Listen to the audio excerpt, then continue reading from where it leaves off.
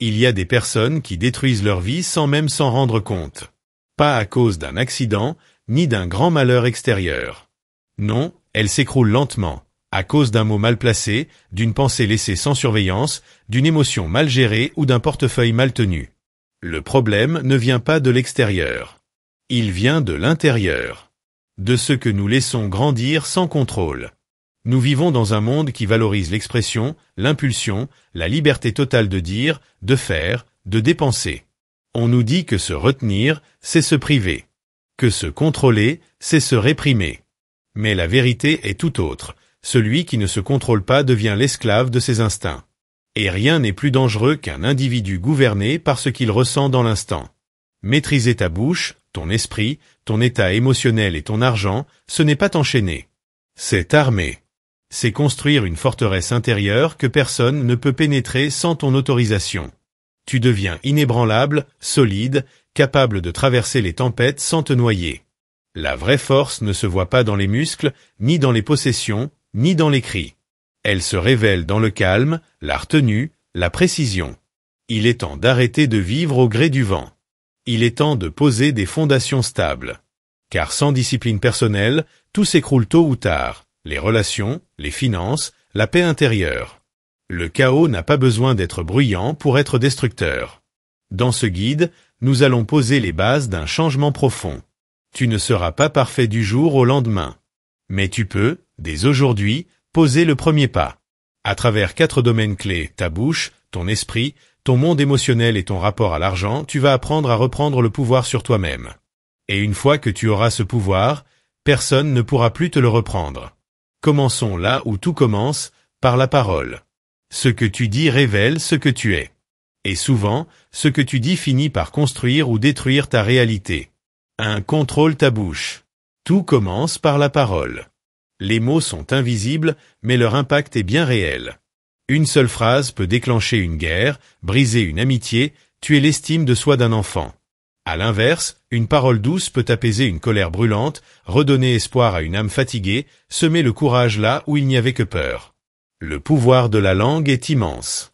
Et pourtant, si peu de gens apprennent à la maîtriser. Il y a ceux qui parlent trop, tout le temps, sans réfléchir.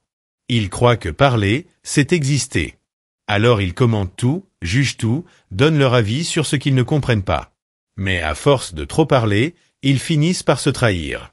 Car ce que l'on dit révèle toujours ce que l'on est. Celui qui critique sans cesse dévoile son amertume. Celui qui se moque constamment cache souvent un complexe mal cicatrisé. Et celui qui ment oublie qu'un jour, la vérité finit toujours par remonter à la surface. Parfois, le silence est bien plus puissant qu'un long discours. Savoir se taire au bon moment est une forme de sagesse rare. Il ne s'agit pas de fuir la vérité ou d'éviter les conflits. Il s'agit de choisir ses batailles. De ne pas gaspiller son énergie dans des débats stériles. De ne pas nourrir la provocation par des mots qui ne changeront rien. Celui qui sait se taire n'est pas faible. Il est fort. Car il garde le contrôle, même quand tout l'invite à réagir. Mais contrôler sa bouche, ce n'est pas seulement éviter le mal. C'est aussi cultiver le bien. Ta parole peut devenir une source de vie autour de toi. Un mot d'encouragement, un simple « je crois en toi » peut faire toute la différence dans la journée de quelqu'un. La gentillesse verbale est une semence qui finit toujours par porter du fruit. Ne sous-estime jamais l'impact de ce que tu dis, même si ça te semble banal. Apprends à parler avec intention. Pose-toi cette question avant d'ouvrir la bouche, est-ce vrai? Est-ce utile? Est-ce nécessaire? Si l'une de ces réponses est non, alors le silence est peut-être plus sage. On ne t'a pas demandé d'être muet. On t'invite à être précis. Tu peux dire la vérité sans violence. Tu peux corriger sans écraser. Tu peux exprimer un désaccord sans humilier. Tout est dans la manière. Et puis, il y a cette autre forme de parole qu'on oublie souvent, celle que l'on se dit à soi-même. Ces petites phrases intérieures qu'on répète en boucle. Je suis nul. Je n'y arriverai jamais. Je ne mérite pas mieux. Ce poison l'en détruit l'âme à petit feu. Il est temps de changer ton vocabulaire intérieur. Parle-toi avec respect, même quand tu fais des erreurs. Encourage-toi, comme tu encouragerais ton meilleur ami. Parce que ta bouche, qu'elle parle aux autres ou à toi-même, est une arme. À toi de choisir si elle sert à blesser ou à guérir. Contrôler ta bouche, c'est poser la première pierre de ta transformation. C'est apprendre à ne plus réagir sous l'impulsion, à ne plus blesser sous la colère, à ne plus gaspiller ton énergie dans des mots qui ne servent à rien. C'est décider de parler moins, mais mieux. D'élever le niveau. D'apporter de la lumière, même dans les conversations les plus banales. Et tu verras, plus tu maîtrises ta bouche, plus tu gagnes en respect. On écoute davantage celui qui parle peu mais juste. On se confie plus volontiers à celui qui sait se taire au bon moment. Et surtout, tu sentiras en toi une paix nouvelle. Car celui qui ne dit plus n'importe quoi n'attire plus n'importe quelle tempête. 2. Contrôle ton esprit. Ton esprit est le lieu où tout commence. Avant que tu ne parles, tu penses. Avant que tu n'agisses, tu imagines. Avant que tu n'échoues ou que tu réussisses, il y a d'abord eu une pensée, une vision, une croyance. C'est là que se gagne ou se perd la véritable bataille. Le monde extérieur est parfois dur, mais ce qui te détruit vraiment, ce n'est pas ce que tu traverses, c'est la manière dont tu y penses. Certains vivent enfermés dans une prison mentale dont ils détiennent pourtant la clé. Ils sont libres physiquement, mais esclaves de leurs croyances limitantes. Je ne suis pas assez ceci, pas assez cela. Ce n'est pas pour moi. Je suis condamné à rester au bas de l'échelle. Et à force de répéter ces mensonges, ils finissent par les prendre pour des vérités. Leur esprit est devenu un saboteur silencieux. Sans chaîne, sans mur, mais redoutablement efficace. Contrôler ton esprit, ce n'est pas fuir la réalité ou se raconter des histoires. C'est choisir ce que tu acceptes d'y entretenir. Ton cerveau est comme un champ. Si tu n'y plantes rien, les mauvaises herbes y pousseront d'elles-mêmes. Si tu n'y veilles pas, les pensées négatives s'y installeront comme des squatteurs indésirables.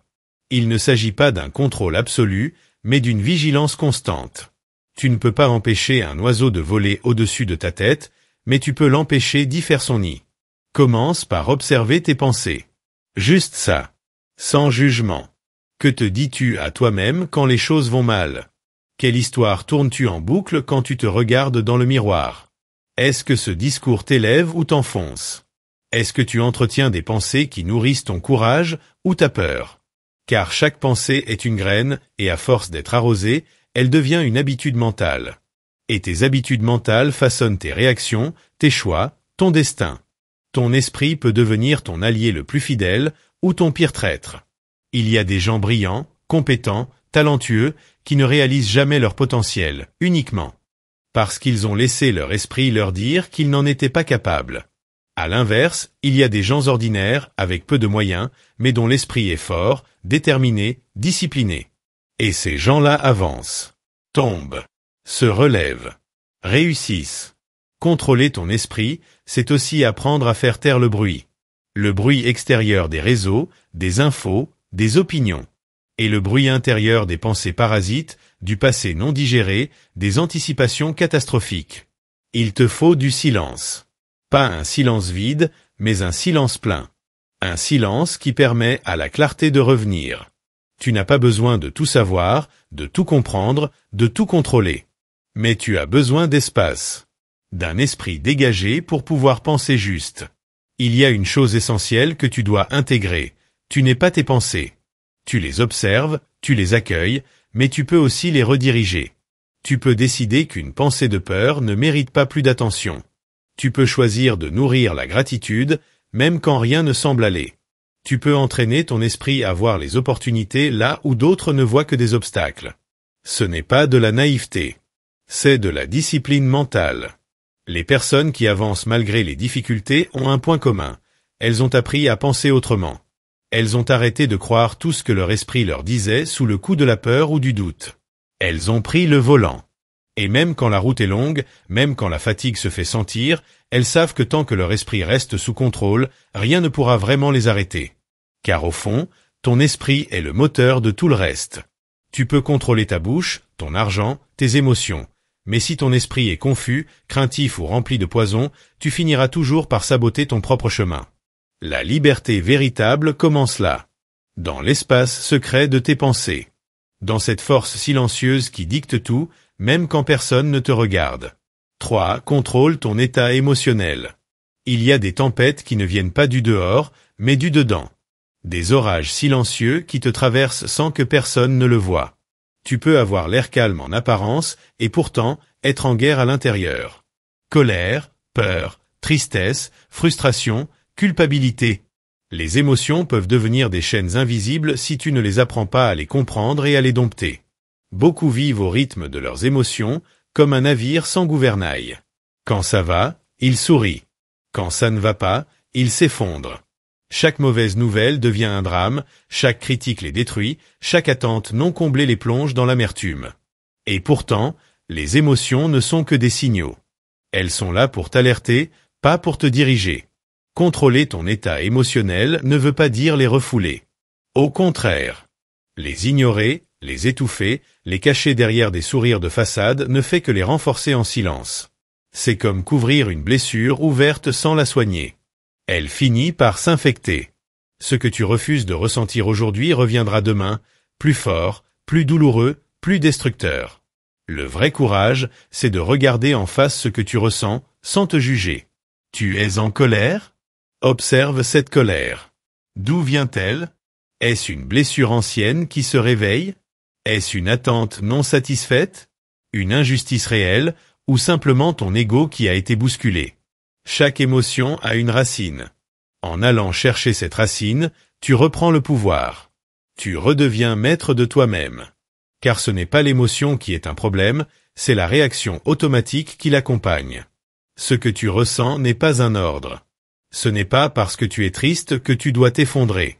Ce n'est pas parce que tu es déçu que tu dois tout abandonner. Ce n'est pas parce que tu es irrité que tu dois crier, frapper, blesser. Tu n'es pas obligé d'agir selon ton état du moment. Entre ce que tu ressens et ce que tu fais, il y a un espace. Et dans cet espace se trouve ta liberté. Il y aura toujours des choses qui t'échapperont. La vie ne te demandera pas ton avis pour t'apporter les épreuves. Mais tu as une chose sur laquelle tu as le contrôle absolu, ta manière d'y répondre. C'est là que se joue la force émotionnelle. Non pas dans l'évitement, mais dans la maîtrise. Non pas dans l'explosion, mais dans l'équilibre.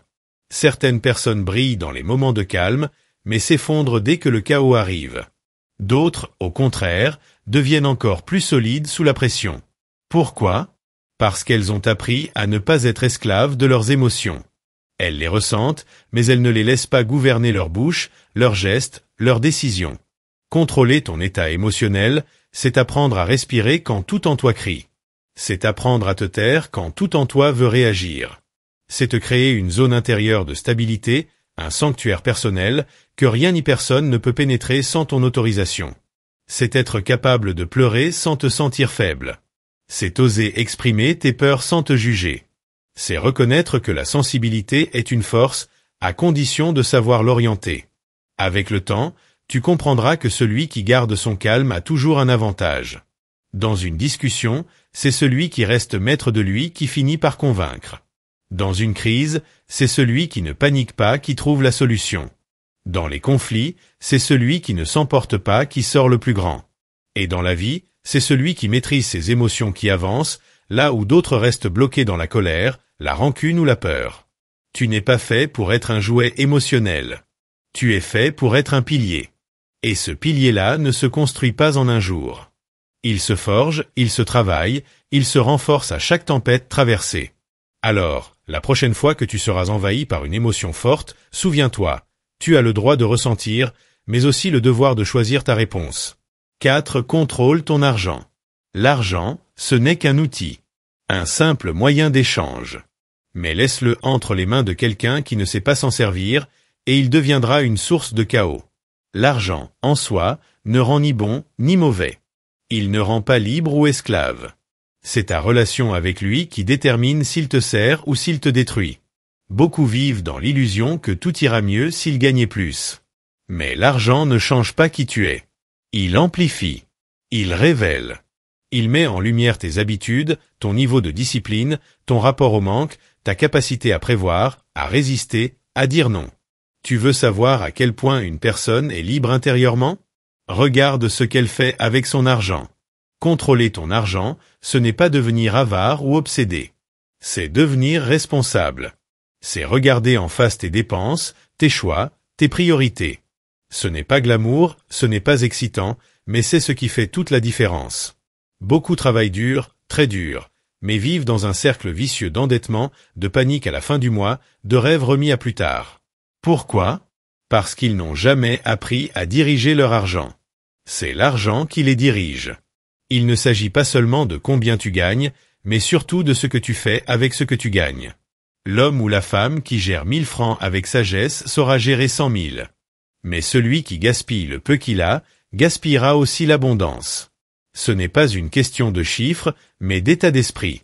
La pauvreté commence souvent dans la tête, bien avant de se refléter sur un compte bancaire. Le contrôle financier commence. Avec un mot simple, mais puissant, intention. Chaque dépense, chaque achat, chaque projet doit être réfléchi. Est-ce que tu dépenses pour impressionner ou pour avancer ? Est-ce que tu t'endettes pour combler un vide émotionnel ou pour investir dans quelque chose qui portera du fruit ? La maturité financière, c'est savoir dire non maintenant pour pouvoir dire oui plus tard. C'est différer le plaisir, c'est choisir la construction plutôt que la gratification immédiate. On t'a peut-être appris à travailler pour l'argent, mais as-tu appris à faire en sorte que ton argent travaille pour toi ? As-tu appris à épargner, à investir, à créer des sources de revenus, aussi petites soient-elles ? Tu n'as pas besoin d'être un expert en finance pour commencer. Tu as juste besoin de discipline, de clarté, de patience. L'abondance financière ne tombe pas du ciel. Elle se construit, jour après jour, franc après franc, décision après décision. Et puis, il y a un autre piège, l'argent comme identité. Se sentir supérieur quand on en a. Se sentir inférieur quand on n'en a pas. C'est une erreur. L'argent ne te définit pas. Il n'est ni ta valeur, ni ta dignité, ni ton essence. Tu peux être pauvre et digne. Tu peux être riche et misérable. Le vrai contrôle, c'est de ne pas laisser ton humeur dépendre du solde de ton compte. Tu veux vraiment être libre ? Apprends à vivre en dessous de tes moyens. Apprends à dire « je n'ai pas besoin de ça tout de suite ». Apprends à prévoir les urgences, à préparer les projets, à sécuriser ton avenir. Tu ne seras jamais en paix tant que tu vivras dans l'angoisse de l'argent. Cette paix-là ne vient pas du montant, mais de la manière dont tu gères ce que tu as. Et enfin, n'oublie jamais de donner. Pas pour te montrer. Pas pour t'acheter une bonne conscience. Mais parce que donner libère. Donner te rappelle que tu n'es pas esclave de ce que tu possèdes. Que tu contrôles ton argent, et non l'inverse. L'argent n'aura jamais le dernier mot si tu apprends à l'utiliser comme un serviteur. Mais si tu en fais un maître, il te conduira à l'épuisement, au regret, à la perte de sens. Le véritable pouvoir, ce n'est pas de gagner plus. C'est de savoir mieux utiliser ce que tu as déjà. C'est ça, la maîtrise. C'est ça, la liberté. Conclusion, tu es ton propre maître. Tu sais maintenant ce que tu dois maîtriser. Pas les autres. Pas le monde. Pas la météo, ni les injustices, ni les imprévus. Tu dois te maîtriser, toi. Ta bouche, qui peut construire ou détruire. Ton esprit, qui peut t'éclairer ou égarer. Tes émotions, qui peuvent t'élever ou te briser. Ton argent, qui peut te libérer ou t'enchaîner. Ce n'est pas un chemin facile. Personne ne n'est maître de soi. C'est un travail. Une reconstruction. Une discipline. Parfois douloureuse. Souvent silencieuse. Mais toujours libératrice. Car plus tu te maîtrises, plus tu reprends le pouvoir sur ta vie. Et ce pouvoir-là, personne ne peut te le voler. Tu n'as pas besoin d'être parfait. Tu as besoin d'être présent. D'être honnête avec toi-même. D'observer tes habitudes, de repérer les schémas destructeurs, de reconnaître quand tu laisses la colère parler à ta place, quand tu dépenses pour combler un vide, quand tu t'emportes parce que tu ne sais pas encore te contenir. Tu n'as pas besoin de tout changer d'un coup. Mais tu dois commencer. Et recommencer. Et recommencer encore. Le monde extérieur est un miroir. Il reflète ton intérieur. Si tu vis dans le chaos, regarde en toi. Si tu vis dans la frustration, regarde en toi. Si tu manques de paix, ce n'est pas à l'extérieur qu'il faut courir, mais à l'intérieur qu'il faut descendre. Là où se trouvent les leviers du vrai changement. Là où se cachent les clés de ta liberté. Chaque jour est une opportunité. Un terrain d'entraînement. Une chance d'apprendre à mieux parler, à mieux penser, à mieux réagir, à mieux gérer. Certains se moqueront. D'autres ne comprendront pas. Ils diront que tu changes. Et ils auront raison. Car tu ne vis plus au hasard. Tu choisis. Tu diriges. Tu ne laisses plus les vents décider de ta direction. Tu tiens le gouvernail. Un jour, tu regarderas en arrière. Et tu réaliseras tout le chemin parcouru. Tu verras que tu n'as pas simplement appris à gagner plus, à faire taire une insulte, à gérer un compte, mais que tu es devenu un roc. Stable. Solide. Calme. Maître de toi. C'est ce genre d'homme, ce genre de femme, que le monde attend. Pas des gens parfaits, mais des gens lucides. Alignés. Dignes. Tu ne peux pas contrôler tout ce qui t'arrive. Mais tu peux contrôler qui tu choisis d'être face à ce qui t'arrive. Et ce choix-là, tu dois le faire chaque jour. Avec rigueur. Avec amour. Avec patience. Tu n'as pas été créé pour subir. Tu as été créé pour te tenir debout. Pour inspirer. Pour montrer par ta manière d'être que la maîtrise de soi n'est pas une prison, mais une libération. Alors va. Garde ta bouche sous contrôle. Garde ton esprit en éveil. Garde ton cœur en paix. Garde tes finances en ordre. Et avance. Tranquillement. Confiant.